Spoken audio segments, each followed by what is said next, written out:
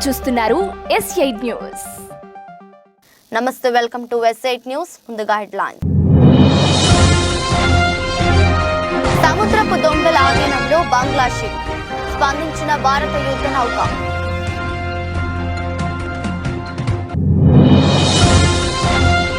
Delhi liquor policy కేసులో ఢిల్లీ సీఎంకు ఊరట, కేజ్రీవాల్ కు బెయిల్ మంజూరు చేసిన ధర్మాసనం. జనసేన నేత పోతుల మహేష్ కు షాక్, పొత్తులో భాగంగా సీటును బీజేపీకి కేటాయించాలని నిర్ణయించిన కూటమి.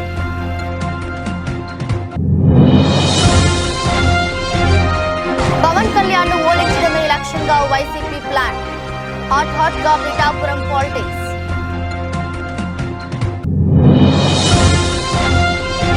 రాత్రంతా ఈడీ ప్రధాన కార్యాలయంలోనే ఎమ్మెల్సీ కవిత, ఇవాళ కోర్టులో హాజరుపరచనున్న ఈడీ.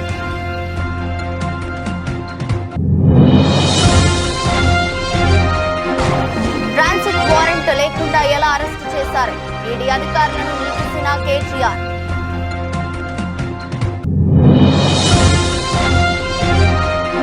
సుప్రీంకోర్టుకు వెళ్తామన్న హరీష్ రావు, రాష్ట్ర వ్యాప్త ఉద్యమానికి బీఆర్ఎస్ పిలుపు.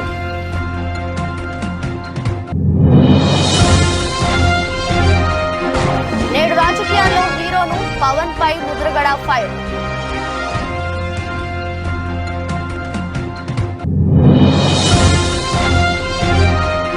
ఫైనల్స్ కు దూసుకెళ్లిన ఆర్బీసీ జట్టు, ఆటగాళ్ల సంబరాలు.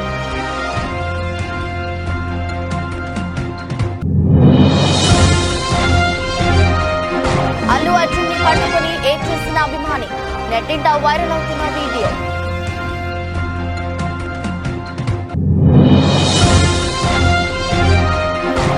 కొత్త ఈవీ పాలసీని ఆమోదించిన కేంద్రం, ఇక టెస్లాకు line clear.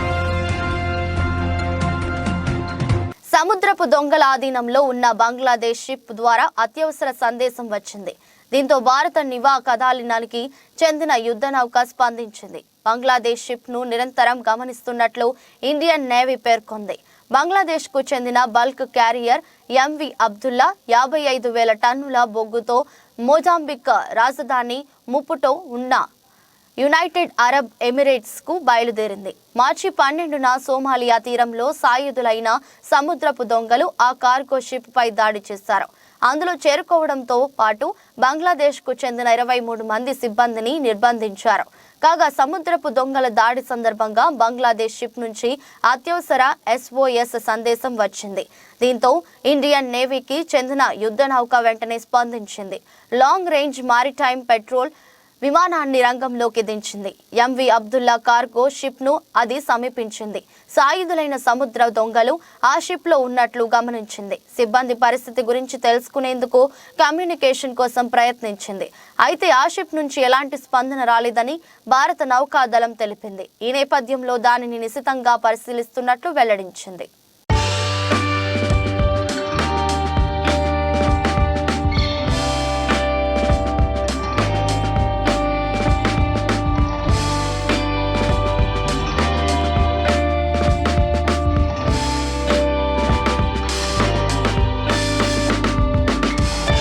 Delhi liquor policy కేసులో ఢిల్లీ సీఎం అరవింద్ కేజ్రీవాల్ కు ఊరట లభించింది. కేజ్రీవాల్ కు రౌస్ అవెన్యూ కోర్టు ముందస్తు బెయిల్ మంజూరు చేసింది. ఈడీ 8 సార్లు సమన్లు జారీ చేసినప్పటికీ విచారణకు హాజరు కాకపోవడంతో దర్యాప్తు సంస్థ ఢిల్లీ కోర్టు మెట్లెక్కింది. దీంతో నేడు తమ ముందు హాజరు కావాలని కోర్టు ఆదేశించిన విషయం తెలిసిందే. ఈ నేపథ్యంలో శనివారం ఉదయం విచారణకు హాజరైన కేజ్రీవాల్ కు న్యాయస్థానం షరతులతో కూడిన బెయిల్ మంజూరు చేసింది. 1,00,000 పూచీకత్తు, 15,000 బాండ్ సమర్పించాలని స్పష్టం చేసింది. అనంతరం న్యాయమూర్తి అనుమతితో కోర్టు నుంచి కేజ్రీవాల్ వెళ్లిపోయారు.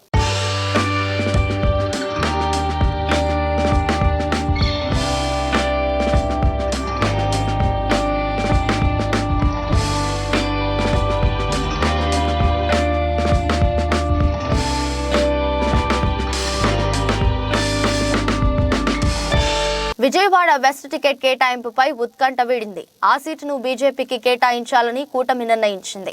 ఇప్పటి వరకు విజయవాడ వెస్ట్ టికెట్ ను జనసేనకే కేటాయిస్తారని ప్రచారం జరిగింది. జనసేన తరపున పోతిన మహేష్ పోటీకి సిద్ధమయ్యారు. కానీ ఆ సీటుని పొత్తులో భాగంగా బీజేపీకి వెళ్లిపోయింది. బీజేపీ అధిష్టానం అభ్యర్థి ఎంపికపై అన్వేషణ మొదలుపెట్టింది. విజయవాడ వెస్ట్ సీటు కోసం బీజేపీ నుంచి 3 నేతలు పోటీ పడుతున్నారు. బీసీ సామాజిక వర్గానికి చెందిన అడ్డూరి శ్రీరామ్, గోలగాని రవికృష్ణ టికెట్ ఆశిస్తున్నారు. ఆర్యవైశ్య సామాజిక వర్గానికి చెందిన పోలిశెట్టి రవికుమార్ కూడా విజయవాడ పశ్చిమ నుంచి పోటీ చేసేందుకు ఆసక్తిగా ఉన్నారు. మొత్తానికి 1-2 రోజుల్లో విజయవాడ వెస్ట్ అభ్యర్థిపై క్లారిటీ రానుంది.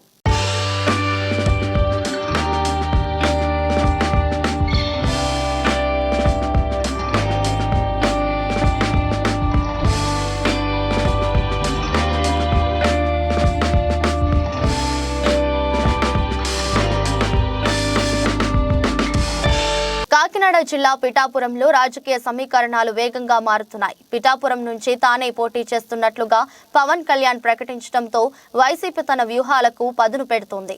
పిఠాపురం నుంచి పవన్ ను ఓడించడమే లక్ష్యంగా పావులు కదుపుతోంది. కాపు నేత ముద్రగడ పద్మనాభం వైసీపీలో చేరిన కాసేపటికే పిఠాపురం ఇన్ఛార్జి వంగ గీత క్యాంప్ ఆఫీస్ కు వెళ్లడం ఆసక్తికరంగా మారింది. ఇప్పటికే పిఠాపురం నుంచి పోటీ చేస్తున్న పవన్ కళ్యాణ్ ప్రకటనతో అప్రమత్తమైన వైసీపీ అందరినీ ఏకం చేసే పనిలో పడింది. పిఠాపురంలో పవన్ ను ఓడించడమే లక్ష్యంగా వైసీపీ అడుగులు వేస్తుంది. ఇక్కడి నుంచి ముద్రగడను బరిలోకి దించాలా లేక ఆయన కుమారుణ్ణి పవన్ పై పోటీకి నింపాలా అనే దానిపై చర్చించింది. వీరిద్దరూ కాకపోయినా వంగ గీతను పవన్ కళ్యాణ్ పై పోటీకి నిలపాలని చూస్తుంది. అయితే గతంలోనూ పిఠాపురం నుంచి పోటీ చేస్తానని ముద్రగడ ప్రకటించారు. తమ్ముంటే తనపై పోటీ చేయాలని సవాల్ విసిరారు. ఈ ముగ్గురిలో ఎవరు పోటీలో ఉండాలో నిర్ణయించనుంది వైసీపీ. ఇక మరోవైపు పిఠాపురంలో అసమ్మతి సెగలు బగ్గుమంటున్నాయి. టికెట్ రాలేదని అసంతృప్తితో ఉన్న మాజీ ఎమ్మెల్యే విఎస్ఎన్ వర్మ ఇవాళ కార్యకర్తలు అనుచరులతో సమావేశం కానున్నారు. పిఠాపురం నుంచి ఇండిపెండెంట్ గా బరిలోకి దిగేందుకు ప్లాన్ చేస్తున్నారు. అయితే వర్మ సైతం వైసీపీకి టచ్ లోకి వెళ్లే అవకాశాలు కనిపిస్తున్నాయి. ఒకవేళ వైసీపీలోకి వెళ్లలేకపోయినా ఇండిపెండెంట్ గా పోటీ చేయాలని చూస్తున్నారు. గతంలో పిఠాపురం నుంచి వంగ గీత విజయం సాధించారు.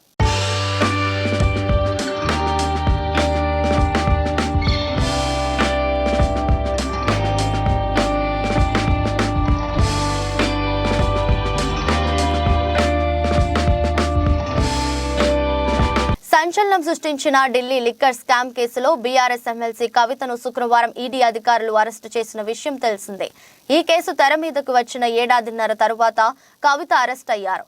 సౌత్ గ్రూప్ సభ్యుల్లో కవితదే చివరి అరెస్ట్ అయిన వారు ఇచ్చిన స్టేట్మెంట్ల ఆధారంగా పలుమార్లు నోటీసులు ఇచ్చి విచారించారు. ఈ నేపథ్యంలోనే శుక్రవారం కవిత ఇంట్లో రైడ్స్ చేసి ఈడీ అధికారులు ఆమెను అరెస్టు చేశారు. హైదరాబాద్ విమానాశ్రయంలో రాత్రి 8:45 ఆమెను విమానంలో ఢిల్లీకి ఈడీ అధికారులు తరలించారు. రాత్రి 11:30 కవిత ఢిల్లీ ఎయిర్పోర్టుకు చేరుకున్నారు. దీంతో ఆమెను అక్కడి నుంచి ఈడీ అధికారులు ప్రత్యేక కారులో ఎన్ఫోర్స్మెంట్ ప్రధాన కార్యాలయంకు తరలించారు.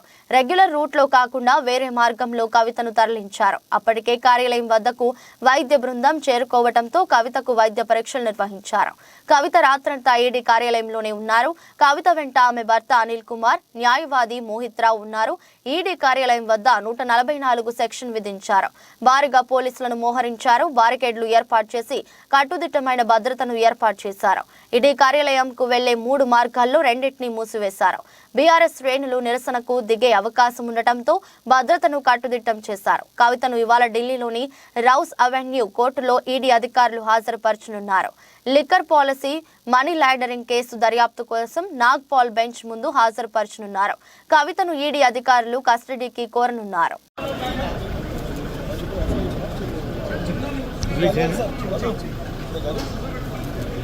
మంచి విజువల్ చేద్దాం ఆటోమేటిక్ కాకుండా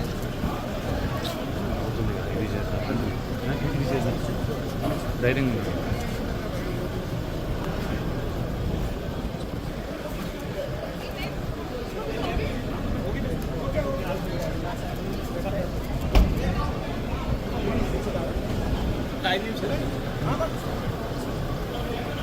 బీఆర్ఎస్ ఎమ్మెల్యే మాజీ మంత్రి కేటీఆర్ పై ఈడీ అధికారులు బంజారాహిల్స్ పోలీస్ స్టేషన్లో ఫిర్యాదు చేశారు. కవిత అరెస్టు సమయంలో ఆయన తమ విధులకు ఆటంకం కలిగించారని ఆరోపించారు.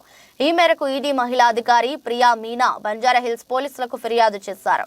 కవిత అరెస్టు సమయంలో ఈడీ అధికారులపై కేటీఆర్ పలు ప్రశ్నలు సంధించిన విషయం తెలిసిందే. సుప్రీంకోర్టులో కవిత పిటిషన్ పెండింగ్ లో ఉండగా ఎలా అరెస్టు చేస్తారని ఆయన ప్రశ్నించారు. కవితను అరెస్టు చేయబోమని సుప్రీంకోర్టుకు చెప్పి ఇప్పుడు ఎలా ఆమెను అదుపులోకి తీసుకుంటున్నారని ప్రశ్నించారు. శని ఆదివారాలు కోర్టుకు సెలవని తెలిసే శుక్రవారం అరెస్టు చేసేందుకు వచ్చారని కేటీఆర్ ఆరోపించారు. ఇందుకు సంబంధించిన వీడియోలు ప్రసార మాధ్యమాల్లో బాగా వైరల్ అయ్యాయి.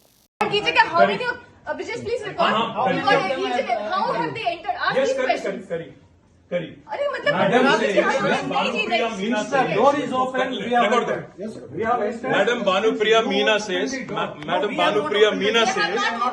search is over and arrest warrant is produced, and now she says, hold on, and now she says we can't come in. Family cannot come in, and she also says that she has no transit warrant, she cannot produce before a magistrate, but she wants to make a case. Listen, you have given an undertaking in Supreme Court, and now you're violating it. You are in serious trouble. You're in serious trouble. You have the legal remedy always available. I'm telling you, you have come here on a Friday. Delhi liquor scam కేసులో BRS MLC కవితను ED అధికారులు arrest చేసిన నేపథ్యంలో దీనిపై మాజీ మంత్రి హరీష్ రావు మండిపడ్డారు.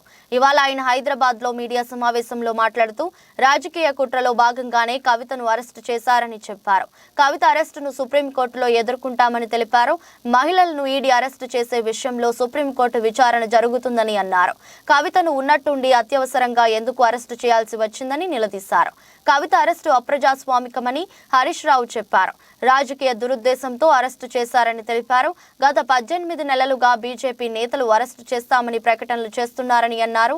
రేపు పార్లమెంట్ ఎన్నికల షెడ్యూల్ వస్తుందని, అందుకే రాజకీయ లబ్ధి కోసం కాంగ్రెస్ బీజేపీ కుట్రలు పన్నాయని చెప్పారు. తమకు అరెస్టులు వేధింపులు కొత్త కాదని తెలిపారు. మమతా బెనర్జీ, నళిని బెనర్జీ, కవిత కేసులపై సుప్రీంకోర్టు విచారిస్తుందని అన్నారు. పార్లమెంట్ ఎన్నికల్లో దెబ్బతీసేందుకు బీజేపీ కుట్రలు పన్నుతుందని చెప్పారు. కవిత అరెస్టుకు నిరసనగా అన్ని నియోజకవర్గాల్లో నిరసన కార్యక్రమాలు నిర్వహిస్తామని చెప్పారు. కాంగ్రెస్ బీజేపీ కుమ్మక్కైన ప్రజాక్షేత్రంలో ఎదుర్కొంటామని తెలిపారు. ఈ రెండు పార్టీలకు శిక్ష తప్పదని అన్నారు. కవిత అరెస్టుకు నిరసనగా రాష్ట్ర వ్యాప్త ఉద్యమం చేపడతామని బీఆర్ఎస్ ప్రకటించింది. ఒక దౌర్జన్యపూర్వకంగా ఇవాళ కవిత గారి అరెస్ట్ జరిగింది. ఇది గతంలో కూడా జరిగింది, మీరు అందరు చూస్తున్నారు.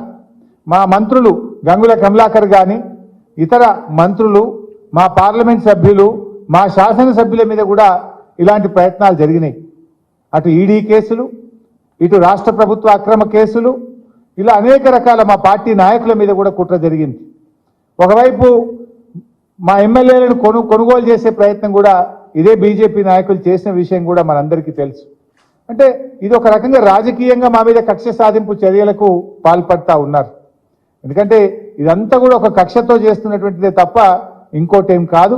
ఈ అప్రజాస్వామిక చర్యలకు నిరసనగా ఈరోజు కవిత గారి అరెస్టుకు నిరసనగా రాష్ట్ర వ్యాప్తంగా కూడా రేపు అన్ని నియోజకవర్గ కేంద్రాల్లో పెద్ద ఎత్తున నిరసన కార్యక్రమాలు చేయాలని చెప్పి పార్టీ పిలుపునిస్తా ఉంది. ఎందుకంటే ఈరోజు ఈ అరెస్ట్ అనేది కేవలం రాజకీయంగా ప్రేరేపితమైంది. 1 సంవత్సరంన్నర కింద కవిత గారిని విట్నెస్ కింద నోటీస్ ఇచ్చారు. ఏడాదిని అర్థం తర్వాత ఇవాళ అక్యూజ్డ్ కింద మేము అరెస్ట్ చేస్తున్నామంటారు. అంటే ఏడాదిని అర్థం ఏం చేసిండు మరి మీరు?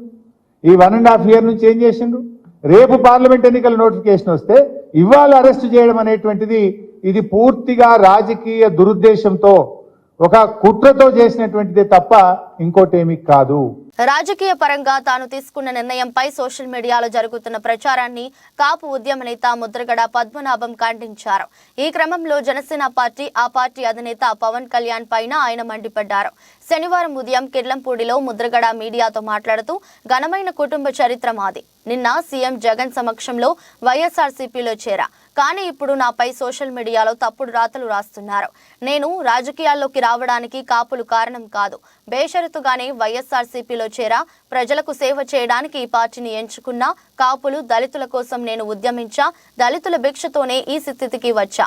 కిర్లంపూడి సర్పంచ్ పదవులు వస్తే బీసీని గెలిపించాను. ఏ ఉద్యమం చేసినా బీసీలు, దళితులే ముందుండి నడిపించారు. నా వర్గాన్ని, నా మనుషులను కాపాడుకోవడానికి ఏమైనా చేస్తాను. రాజకీయాల్లో మొలతాడు లేనివాడు ఇప్పుడు నాకు పాఠాలు చెప్తున్నాడు. అసలు మీరు చెప్పినట్లు నేను ఎందుకు రాజకీయం చేయాలి? నాకు చెప్పడానికి ఆయన ఎవరు? అసలు చంద్రబాబు 5 ఏళ్ల పాలనలో అసలు పవన్ ఎక్కడ ఉన్నాడు? కాపు జాతిని అవమానించినప్పుడు పవన్ ఎందుకు స్పందించలేదు?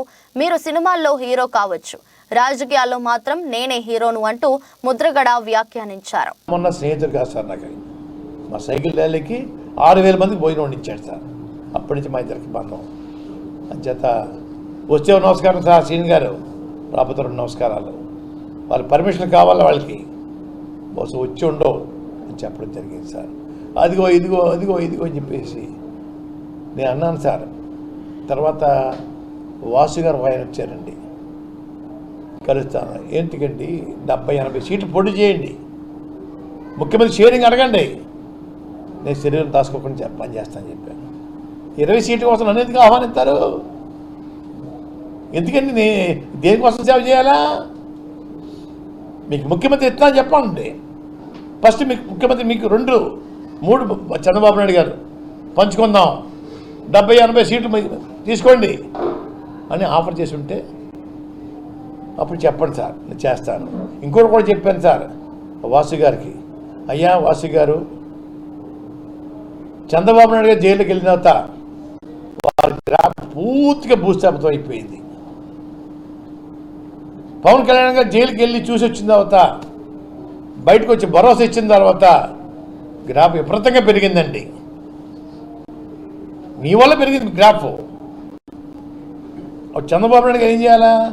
కళ్యాణ్ గారు జరిగిపోయింది, ఇద్దరు ఆఫ్ పోటీ చేసుకుందాం, ముందు మీరు 2 తీసుకోండి, తర్వాత నాకు 3 ఇవ్వండి అడిగి ఉండాలా వాసు గారు? అటువంటి మాట కూడా పొందడానికి. మహిళల ప్రీమియర్ లీగ్ 2024 టోర్నీలో స్మృతి మంతానా నేతృత్వంలోని ఆర్సీబీ జట్టు ఫైనల్లోకి దూసుకెళ్లింది.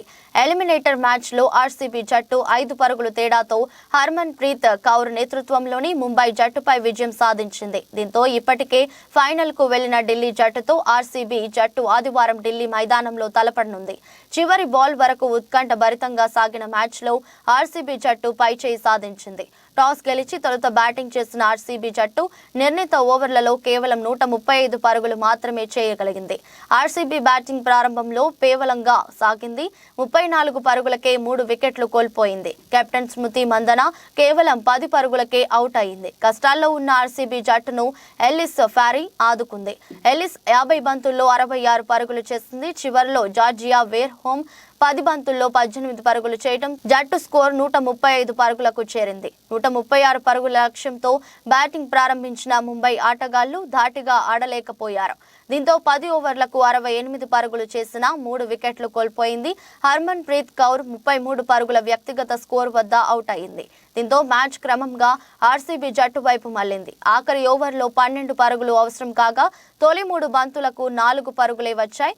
4వ బంతికి పూజ 4ను అవుట్ అయింది. ఆ తరువాత 2 బంతులకు 2 పరుగులు రావడంతో ముంబై జట్టు నిర్ణీత ఓవర్లలో 130 పరుగులు మాత్రమే చేయగలిగింది.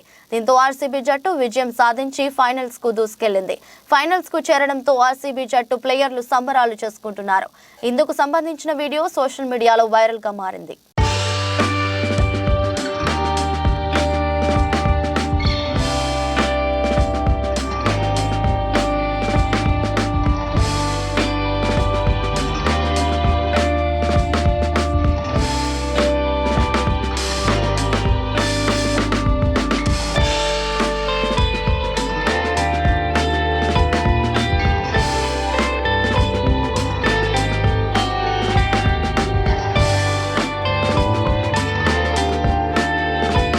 అల్లు అర్జున్ కి మన రాష్ట్రంలోనే కాక పుష్ప సినిమాతో దేశవ్యాప్తంగా ఫ్యాన్ ఫాలోయింగ్ బాగా పెరిగింది. అల్లు అర్జున్ ఆర్మీ అని అభిమానులు హంగామా చేస్తుంటారు. ప్రస్తుతం అల్లు అర్జున్ పుష్ప 2 సినిమా షూట్ లో బిజీగా ఉన్నారు. ఇటీవల వైజాగ్ కి అల్లు అర్జున్ వెళ్తే అభిమానులు భారీగా వచ్చి బన్నీని ర్యాలీగా తీసుకువెళ్లిన సంగతి తెలిసిందే.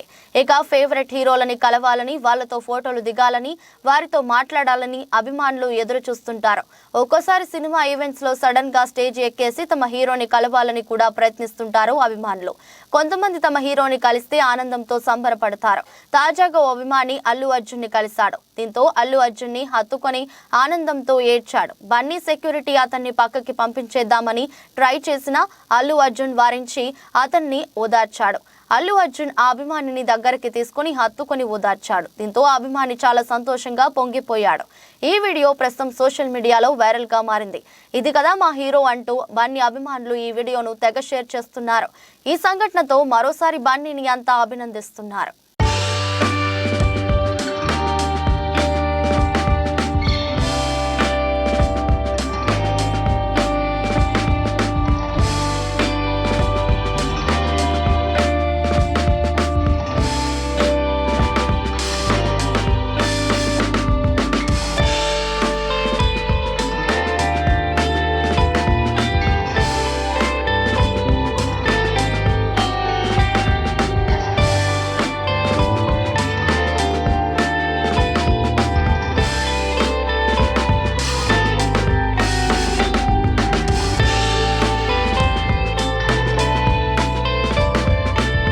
నూతన ఎలక్ట్రిక్ వెహికల్ పాలసీని కేంద్ర ప్రభుత్వం శుక్రవారం ఆమోదించింది. ఈ కొత్త విధానం కింద $500 మిలియన్ తగ్గకుండా పెట్టుబడులతో కంపెనీలు ముందుకు రావాల్సి ఉంటుంది. అప్పుడే దేశంలో ఏర్పాటు చేసే విద్యుత్ ఆధారిత వాహనాల తయారీ కేంద్రాలకు గాను ఆయా సంస్థలకు పన్ను రాయితీలు అందుతాయి. గరిష్టంగా ఎంతైనా పెట్టుబడులు పెట్టవచ్చు. అయితే బడా ప్యాసింజర్ కార్ల కంపెనీలే లక్ష్యంగా ఈ విధానం ఉండటం గమనార్హం.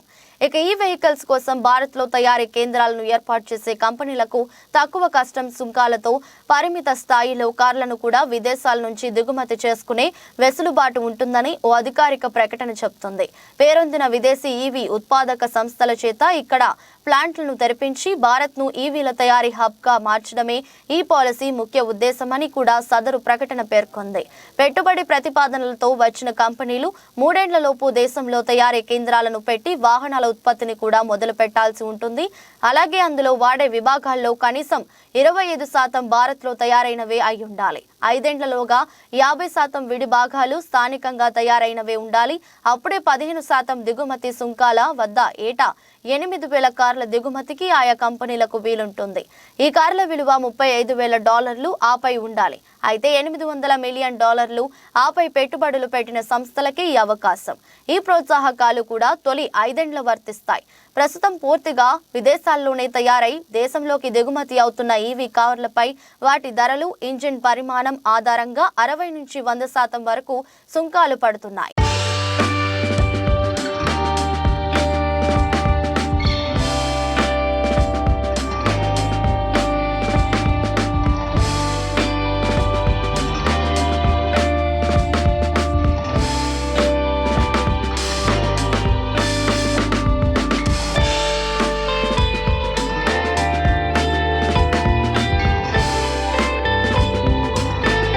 పలాస మండలం బొడ్డపాడు సచివాలయం పరిధిలో నూతనంగా నిర్మించిన ఎస్సీ కమ్యూనిటీ హాల్ మరియు విలేజ్ హెల్త్ క్లినిక్ ను పార్టీ నాయకులతో కలిసి ప్రారంభించిన రాష్ట్ర పశుసంవర్ధక, పాడి పరిశ్రమ మరియు మత్స్యశాఖ మంత్రులు డాక్టర్ సీదిరి అప్పలరాజు.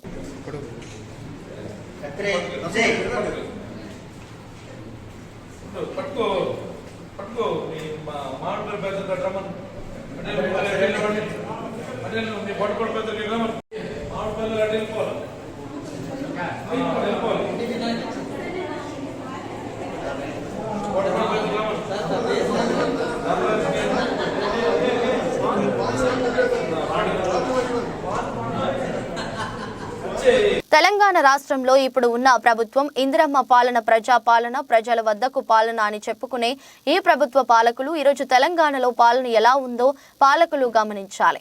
ఇప్పుడు ఉన్న ప్రభుత్వం ముఖ్యమంత్రి రేవంత్ రెడ్డి అన్న అధికారంలోకి వచ్చిన 2 రోజుల్లోనే 2 లక్షల రుణమాఫీ చేస్తానని మాట అన్నారు.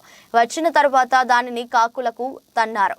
ఇప్పటికీ మీరు అధికారంలోకి వచ్చిన వెంటనే రుణమాఫీ చేసి ఉంటే కొంతమంది రైతులను కాపాడేవారు. ఇప్పటికీ కూడా రైతులు ఆత్మహత్యలు చేసుకుంటూనే ఉన్నారు. మీరు 2 లక్షల రుణమాఫీ చేయలేదు.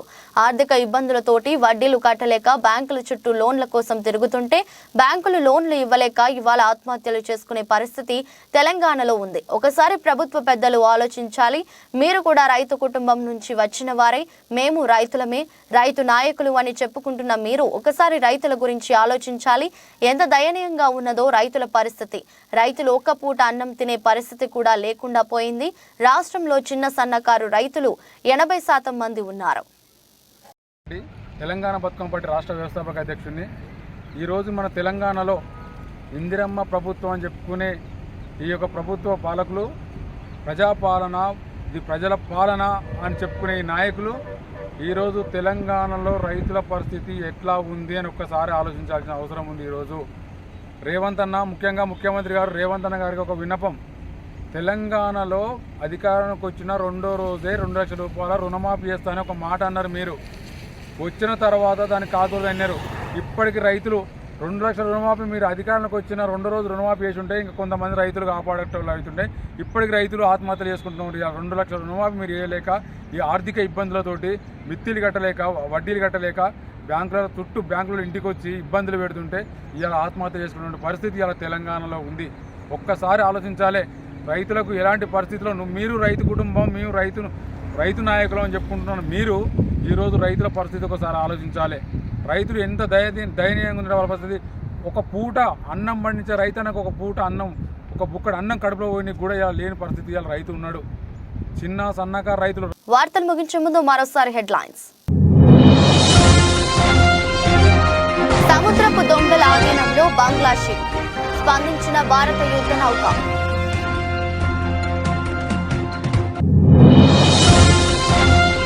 ఢిల్లీ లిక్కర్ పాలసీ కేసులో ఢిల్లీ సీఎంకు ఊరట, కేజ్రీవాల్ కు బెయిల్ మంజూరు చేసిన ధర్మాసనం. జనసేన నేత పోతుల మహేష్ కు షాక్, పొత్తులో భాగంగా సీటును బీజేపీకి కేటాయించాలని నిర్ణయించిన కూటమి.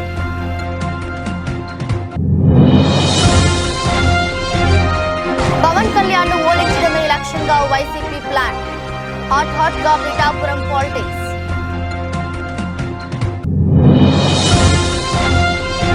రాత్రంతా ఈడీ ప్రధాన కార్యాలయంలోనే ఎమ్మెల్సీ కవిత, ఇవాళ కోర్టులో హాజరుపరచనున్న ఈడీ.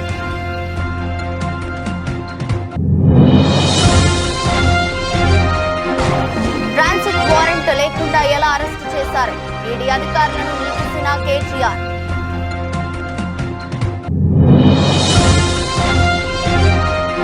సుప్రీంకోర్టుకు వెళ్తామన్న హరీష్ రావు, రాష్ట్ర వ్యాప్త ఉద్యమానికి బీఆర్ఎస్ పిలుపు.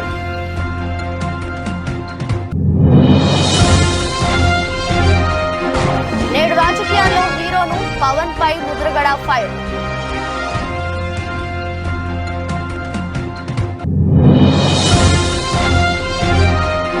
ఫైనల్స్ కు దూసుకెళ్లిన ఆర్బీసీ జట్టు, ఆటగాళ్ల సంబరాలు.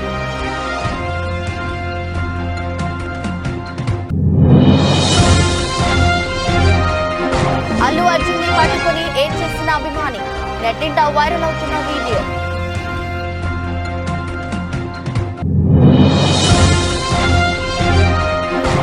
కొత్త ఈవీ పాలసీని ఆమోదించిన కేంద్రం, ఇక టెస్లాకు లైన్ క్లియర్. ఎదురొష్ట బులెటిన్ మరో బులెటిన్లో మళ్ళీ కలుద్దాం. అంతవరకు సెలవు, నమస్కారం.